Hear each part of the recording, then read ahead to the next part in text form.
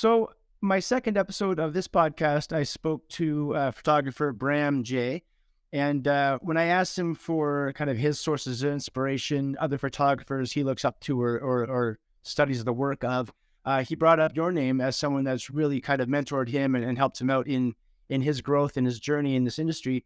And I was just really excited after checking you out on some of the socials to have you on to display some of your work and talk about your journey. And um, how did you get into all of this?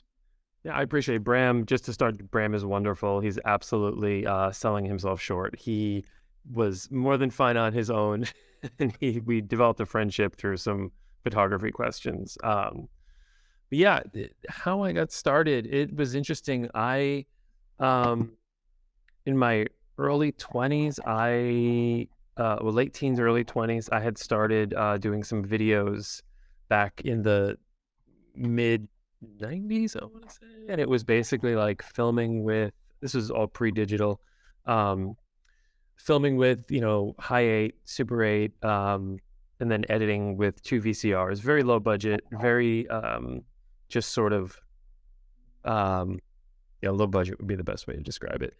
And I was putting videos together, kind of got into photography a little bit as a side thing, just to kind of supplement some of the film.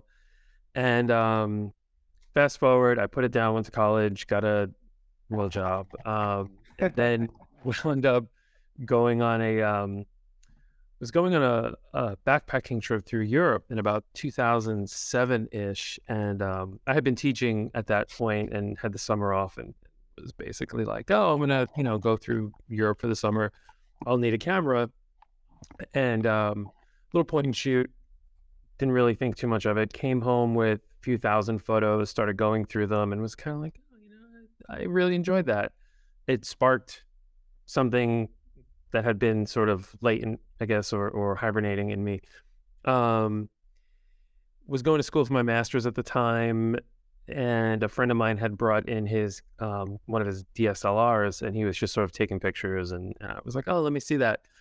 And it from that point on, like it's pretty much all a blur. I wound up within like weeks of that moment, I had gotten my own DSLR for the first time. I was taking pictures. I was just absolutely loving and throwing myself into it head first. And that started off, this whole second or next chapter where, one person asked me to take their photos, and another person asked me to take their photos. And then I was, a small brand had asked me, and then another brand. And then I was like, well, I could actually maybe think about leaving teaching.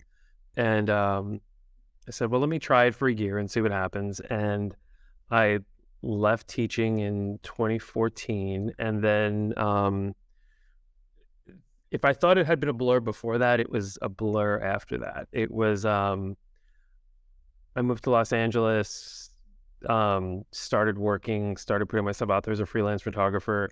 There have been highs and there have been lows, and there has been like a middle ground, but it's been almost 10 years, I guess now. And it's actually been working really well. I don't want to say surprisingly well, because I don't, I'm, I'm always surprised by it, but it's been decent. And I've picked up an agency representation earlier this year, and that's gotten me some good fun jobs. I've been traveling a bunch this year so far.